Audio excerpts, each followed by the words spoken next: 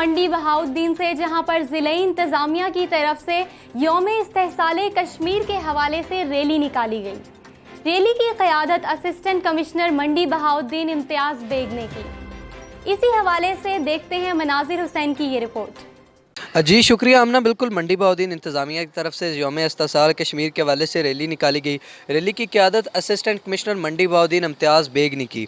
इस हवाले से असिस्टेंट कमिश्नर इम्तियाज़ बेग का कहना था कि आज के दिन कश्मीरियों का रब्ता दूसरे ममालिक और पूरी दुनिया से मुनक़ता किया गया और कश्मीर को एक जेल में तब्दील कर दिया गया। कश्मीर की आवाज़ ना कभी दबी है और ना दबेगी। हम भारतीय मुज़ालम के ख़िलाफ़ आवाज़ उठाते रहेंगे। रैली में कसीर तादाद में लोगों ने भी शिरकत। रैली डिप्टी कमिश्नर मंडी बहाउद्दीन के ऑफिस से लेकर कैनाल व्यू पार्क तक इख्तिताम पजीर हुई।